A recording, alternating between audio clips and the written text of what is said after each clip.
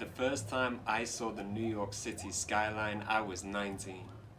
Before I'd even had time to remove the kick me sign patted down by the bullies at airport security, I found myself face to roof terrace with a particularly menacing looking skyscraper leant over and said to me, "What are you looking at?" I stumbled back, frantically foraging for a Frank Sinatra one-liner, and came out with something like, "I'm supposed to make it here. Or anywhere. But it's up to you?" That was the first time I felt as tall as a big deal skyline without having to stand on the giant shoulders of the older people that raised me slowly. Show me exactly how high the ceilings were for my sky. This time, fortunately, me and my $300 cash exactly, passport, J1, J3 visa, $13 ESTA, fingerprint copy, eye scan, emergency only credit card, and pretty sexy tan from the 36-degree summer in the city had some other place to be. The only other thing I had on me was this tiny crumpled up piece of paper receipt tumbled right into the back pocket of my jeans with my boss's details on it read, "Ryan Airy, 13, 33rd Street, Astoria, Queens." He told me to jump on the NQ or R train, the A, B or C train, on the subway at Broadway, head east. How hard could that be? I thought. I swaggered to that stop with my slightly tilted Yankees cap and old Blue Eyes printed tee, headed straight for the train that most like the one from that Ghost movie with Patrick Swayze and Clear up the closing doors, please. that train moved slowly. Clickety-clacked its way through the graffiti-drenched hallways, underground, overground, underground, overground, underground, overground, underground, overground, until eventually the I Heart NY t-shirts and Statue of Liberty hats were a thing of the past, more grocery bags hanging from eyelids, 6 kids tied mums miles away. The guy's eyes opposite asked me, "Do I look like I'm on holiday?" It took 2 stops before I realised I wasn't heading to Queens. After 3, I realised this guy opposite me hadn't taken his eyes off my little man bag of luxuries, and suddenly my intestines pretzeled.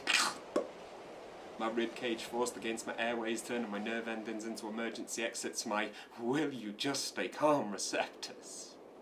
And not to perpetuate any stereotype, but this guy looked exactly like Eazy in 1993.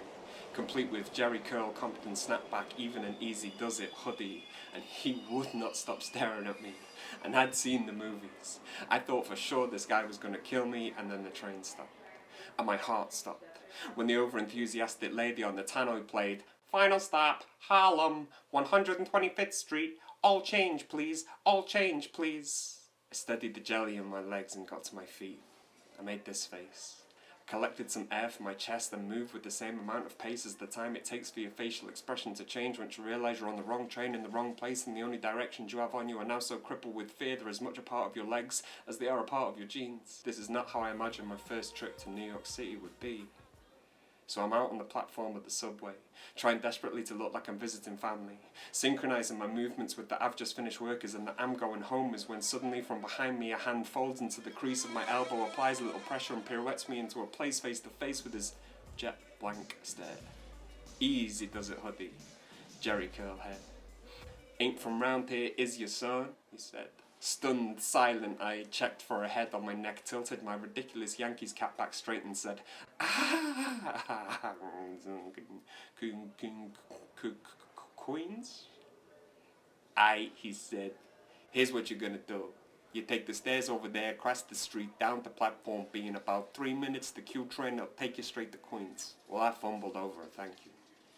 Smiled. I think we even bumped fists a little bit. He disappeared back to his life.